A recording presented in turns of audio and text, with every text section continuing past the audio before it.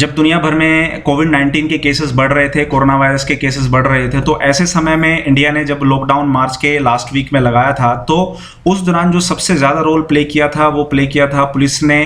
उस पुलिस के इस रोल को देखते हुए, ह्यूमैनिटेरियन ग्राउंड को रोल को देखते हुए पुलिस को front line of the front line भी बोला गया। Even prime minister of India ने पुलिस की इस ह्यूमन और सेंसिटिव साइड को देखते हुए कहा कि अब लोगों के सामने जो पुलिस का जो एक इमेज बनी है वो आगे काफ़ी समय तक बना रहे, और हो सकता है कि पुलिस के ऊपर जो क्वेश्चन मार्क लगता था वो अब लगने बंद हो जाए। लेकिन अनलॉकडाउन की प्रक्रिया के दौरान दो केसेस तूतुकुड़ी और कानपुर के ऐसे आए जिन्होंने पुलिस सिस्टम के ऊपर फिर से सवाल लगा दिया और पुलिस रिफॉर्म्स की बात शुरू हो गई। पुलिस रिफॉर्म्स की बात तब करेंगे जब हम पॉलिटिकल रिफॉर्म्स की बात करेंगे, तो दोनों एक दूसरे के ये इंटरलिंक्ड करते हैं, तो दोनों ही में रिफॉर्म्स की ज़रूरत होगी। इस पूरे सिनेरियो को समझते हैं। मैं रोहन हिमांशु झा आप सभी का ई एकेडमी के ऊपर स्वागत करता हूं। तो चलिए स्टार्ट करते हैं केस से। सबसे पहले ये केस क्या था और क्यों पुलिस रिफॉर्म्स की बात शुरू हुई। पहला केस है तमिलनाडु में जब अनलॉकडाउन की प्रक्रिया शुरू हुई थी, तो तमिलनाडु के अंदर शाम के 7 बजे के बाद दुकानें खुलनी बैन थी। आप दुकानों को नहीं खोल सकते थे, किसी भी कमर्शियल साइट को नहीं खोल सकते थे अगर वो एसेंशियल कमोडिटीज एक्ट के अंदर नहीं आते हैं। तो 15 मिनट डिले हो जाने की वजह से जो शॉप ऑनर थे, मोबाइल शॉप ऑनर थे, उनके साथ पुलिस की कहासुनी हुई। पुलिस ने उनको पकड़ लिया। उसके बाद उनका बेटा पुलिस स्टेशन आता है। पुलिस में और बाप बेटे के बीच में काफ़ी कहासुनी होती है। पुलिस वाले इन दोनों बाप बेटे को गिरफ्तार करते हैं, लॉकअप में रखते हैं, इनके ऊपर असॉल्ट होता है और 2 दिन बाद इन दोनों बाप बेटे की डेथ हो जाती है। तो इसकी वजह से जो पुलिस का जो सेकेंड फेज़, जो अगली फेज़ देखने को मिला, उसने पुलिस के ऊपर क्वेश्चन मार्क लगा दिया। फिर जो रोल प्ले करना था पुलिस को, वहाँ पर जो सुपरवाइजरी अथॉरिटी थी, उन्होंने अपनी रिस्पॉन्सिबिलिटी को ध्यान नहीं रखा। कोई केस रजिस्टर नहीं किया उन कल्प्रिट्स के खिलाफ, उन पुलिस पर्सनल के खिलाफ जो इस केस में इन्वॉल्व थे, और ना ही कोई अरेस्ट हुआ। जब तमिलनाडु हाई कोर्ट की इन्वॉल्वमेंट आई, तब जाकर के सीबीआई इस केस में इन्वॉल्व हुई और सीबीआई को ये केस हैंड ओवर कर दिया गया, और जो कल्प्रिट्स थे उनको उनको कैद किया गया, उनको अरेस्ट किया गया। इस पूरे सिनेरियो के बाद यूनाइटेड नेशन के सेक्रेटरी जनरल को भी बोलना पड़ा कि इसको बहुत अच्छे तरीके से इन्वेस्टिगेट किया जाए, ज़्यादा अच्छा रहेगा। सेकंड केस है कानपुर का। हाल फिलहाल में कानपुर के अंदर जो फेमस माफिया था विकास दुबे, उसके एनकाउंटर कर दिया जाता है। एनकाउंटर ये तब होता है जब कुछ पुलिस वाले उनको पकड़ने जाते हैं और पकड़ने के दौरान 8 पुलिस वालों का यहाँ पर एनकाउंटर हो जाता है, मर्डर हो जाता है। तब जाकर के पुलिस प्रशासन जागती है और विकास दुबे के खिलाफ वो होती है। हालांकि 2000 के बाद ही विकास दुबे के खिलाफ 62 के आसपास एफआईआर आ गए थे, लेकिन पुलिस यहाँ पर कोई रोल प्ले नहीं कर रही थी। और जब उनका एनकाउंटर किया गया, एनकाउंटर के बाद बहुत सारे क्वेश्चंस अराइज हुए कि क्यों इनका एनकाउंटर किया गया, जबकि ये अरेस्ट हो चुके थे। अरेस्ट होने के बाद ये काफ़ी ऐसी चीज़ें जो काफ़ी सेंसिटिव चीज़ें थी, कौन इनको पनाह दे रहा था, कौन इनकी हेल्प कर रहा था इस पूरे सिनेरियो में, वो ये बताते हैं। लेकिन अनफॉर्चुनेटली जब इनका एनकाउंटर हुआ तो बहुत सारे क्वेश्चन जब राइज हुए, तो ऐसे में एक क्वेश्चन राइज हुआ कि ये इसलिए हुआ क्योंकि ये पॉलिटिशियंस इनको पनाह दे रहे थे, और अगर विकास दुबे इन पॉलिटिशियन का राज खोल देता तो काफ़ी सारे पॉलिटिशियंस के ऊपर क्वेश्चन मार्क आ जाता, उनको अपने पद से हाथ धोना पड़ता और हो सकता उनको जेल भी जाना पड़ जाए। तो जो सबसे बड़ी चीज़ आती है इस पुलिसिया सिस्टम में रिफॉर्म्स में, वो यही आती है कि जो क्रिमिनल पॉलिटिशियंस और गवर्नमेंट फंक्शनरीज का जो नेक्सस बना हुआ है, वो कहीं ना कहीं एक क्वेश्चन मार्क बनाता है, और यही वजह है कि पुलिस बहुत अच्छे से काम नहीं कर पाती है। तो इसका सोल्यूशन क्या हो, इसको हम कैसे निपटें? इसका सोल्यूशन जो होगा वो वोहरा कमेटी होगी। ये वोहरा कमेटी क्या थी, इसको हम समझिए।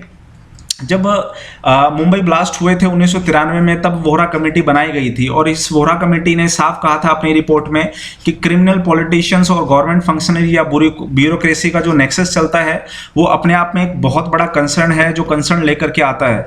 वो कहता है कि माफिया का जो एक नेक्सस है वो अपने आप में गवर्नमेंट चलाने जैसा ही है, और यही वजह है कि जो स्टेट है, स्टेट डिपार्टमेंट है, स्टेट ब्यूरोक्रेसी है, पुलिस है, वो टोटली इररेलेवेंट हो जाती है इनके खिलाफ। तो इस चीज़ को हमें कैसे रोकना है, उसको रोकने के लिए हमें देखना होगा कि ये राइज क्यों करते हैं। मनी पावर की वजह से ये लोग राइज करते हैं। सबसे पहले रियल स्टेट में इनकी इन्वॉल्वमेंट बढ़ती है, रियल स्टेट से ये पैसा कमाते हैं और फिर वो पैसा पॉलिटिशियंस को दिया जाता है ताकि उनके इलेक्शन के दौरान काम हो सके, ब्यूरोक्रेट्स को दिया जाता है ताकि कभी भी उनके खिलाफ कोई केस आए तो ये ब्यूरोक्रेसी उनको बचा सके।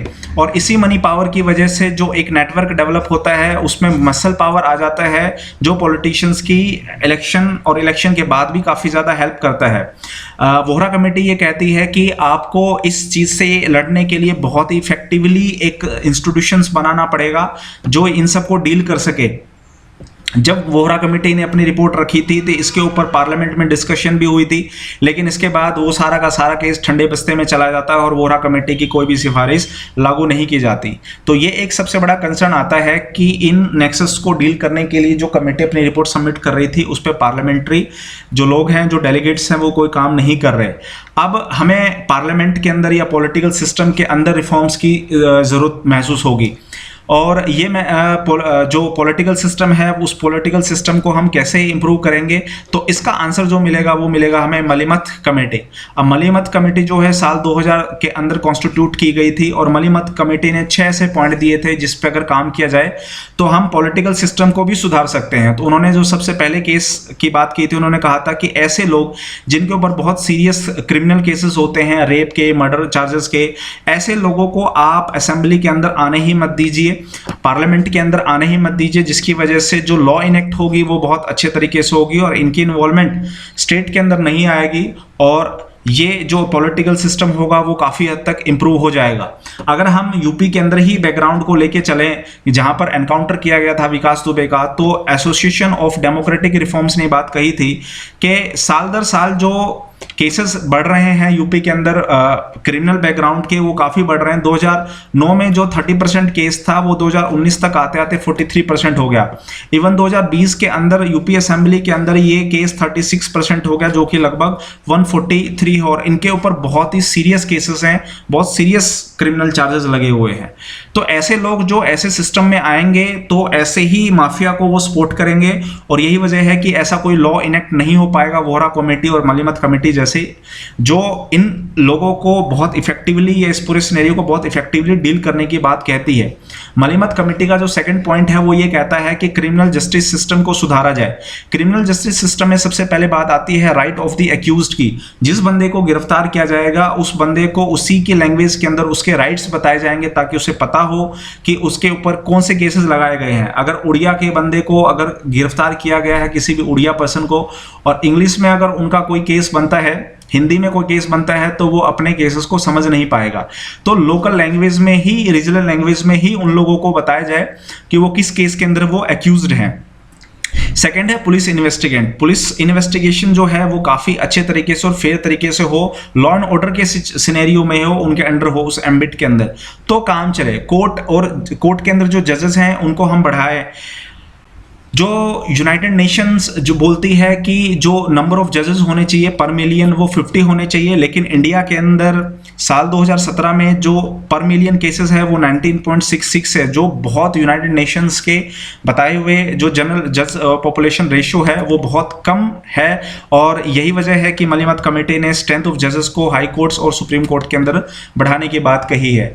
उसके बाद बात आती है विटनेस प्रोटेक्शन की। अगर कोई बंदा विटनेस बनता है किसी केस के अंदर तो ऐसे पर्सन को प्रोटेक्शन दिया जाए, सेफ्टी दी जाए, सिक्योरिटी दी जाए ताकि वो कल्प्रिट्स के खिलाफ जो है आवाज़ उठा सके और उसके खिलाफ वो विटनेस बन सके। और फिर बात आती है वैकेशंस ऑफ कोर्ट के अंदर जितने भी लॉन्ग पेंडेंसी केसेस हैं उनको बहुत जल्दी निपटारा किया जाए, उनको बहुत जल्दी निपटारा करके रिड्यूस किया जाए ताकि जो बहुत पेंडेंसी बनती है केसेस की वो बहुत हैवी लेवल पे ना बने। थर्ड केस जो मलीमत कमेटी ने बताई थी कि सुप्रीम कोर्ट के जो पुलिस रिफॉर्म्स के ऊपर जो डायरेक्शंस हैं वो काम होने चाहिए और उस डायरेक्शन में जो सबसे बड़ी बात आती है वो एफआईआर हो। अगर कोई भी केसेस बनता है तो सबसे पहले एफआईआर रजिस्टर हो, जो कंसर्न अथॉरिटी है वो एफआईआर रजिस्टर करने के लिए मना नहीं कर सकती।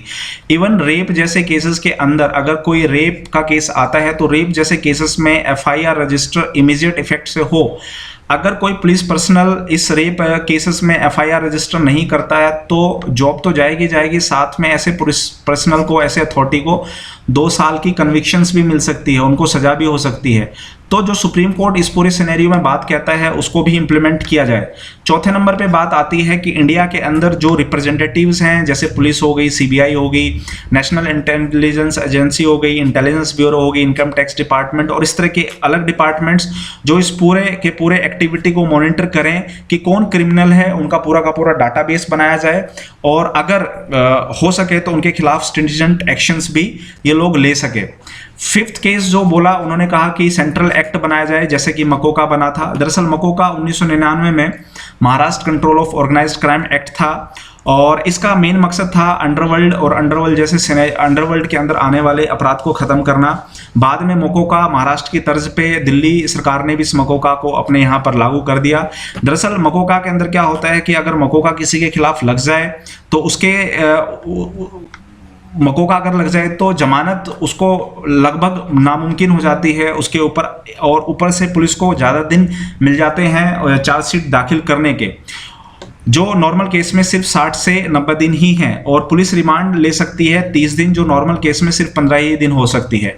तो मकोका का ये सारा का सारा सिनेरियो बने, अगर कोई सीरियस क्राइम है तो उसके खिलाफ मकोका लगाया जाए ताकि ऐसे लोग बहुत इजीली ना बच सके। और फेडरल जो क्राइम्स होते हैं, जो इंटरनेशनल लेवल पे भी क्राइम होते हैं, सेकंड एडमिनिस्ट्रेटिव रिफॉर्म्स कमीशन के द्वारा बताए गए जो रिफॉर्म्स हैं उनके अंदर इनको लाया जाए, चाहे वो टेररिज्म ही क्यों ना हो, और उसको उस हिसाब से डील किया जाए। तो ये 6 केसेस ऐसे हैं जो मलिमत कमेटी कहती है और उसको as soon as possible implement किया जाए तो अच्छा है।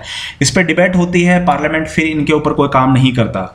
अभी हाल फिलहाल जॉर्ज फ्लॉयड की जो डेथ हुई है अमेरिका के अंदर, उससे एक लेसन इंडिया को मिल सकता है।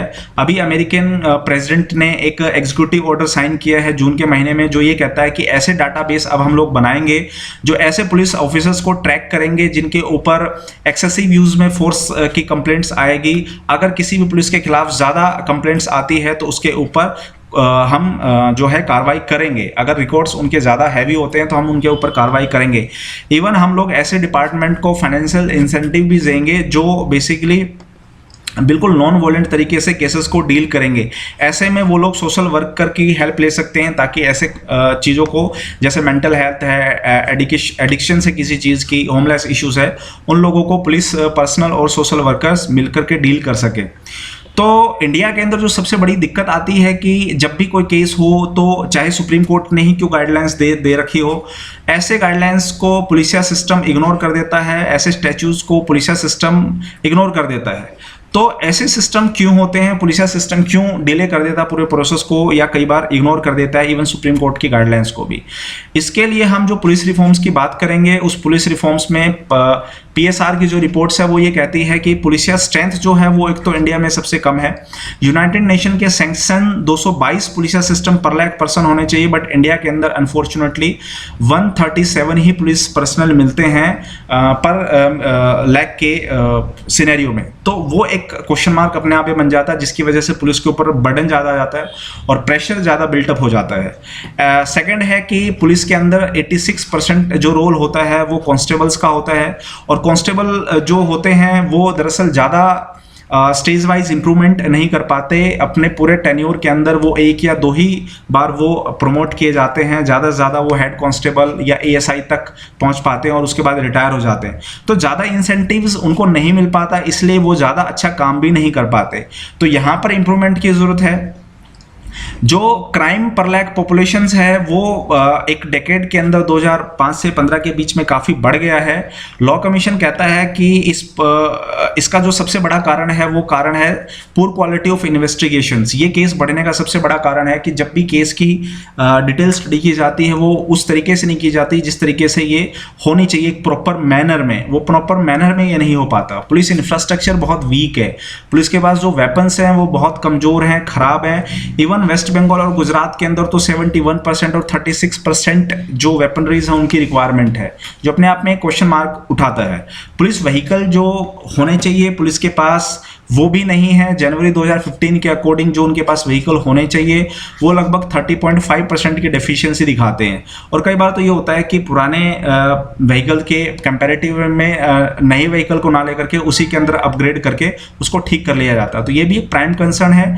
इवन पुलिस का जो अदर अथॉरिटी के साथ जो एक कनेक्टिविटी होती है वो पोलनेट के थ्रू स्टार्ट की गई थी। पुलिस टेलीकम्युनिकेशन नेटवर्क के दौरान पुलिस टेलीकम्युनिकेशन नेटवर्क के साथ वो नेटवर्क बनाया जाए पुलिस का दूसरे अथॉरिटी के साथ, बट अनफॉर्चुनेटली वो बहुत ज़्यादा काम नहीं कर रहा मैक्सिमम स्टेजेस के अंदर। तो वो एक बहुत पुअर कम्युनिकेशंस लेकर के आता है। तो ऐसी सिनेरियो में अगर हम काम करें तो पुलिस रिफॉर्म्स को हम कर सकते हैं वोरा कमेटी और मलिमत कमेटी के द्वारा, और अगर इम्प्लीमेंट किया जाए तो बहुत हद तक हेल्प हो सकती है इस रिफॉर्म्स में, और बहुत तक हेल्प हो सकती है इंडिया के पॉलिटिकल स्ट्रक्चर को ठीक करने में। तो अगर आप मुझे फॉलो करना चाहते हैं फेसबुक पे तो facebook.com rohan.jha.524 पे मुझे फेसबुक पे फॉलो कर सकते हैं। और अगर आपको इस पूरे PDF की फाइल चाहिए तो टेलीग्राम पे ऑफिसर्स इंक एजुकेशन पे आप मुझे फॉलो कर सकते हैं। Till then stay healthy, stay safe, thank you very much.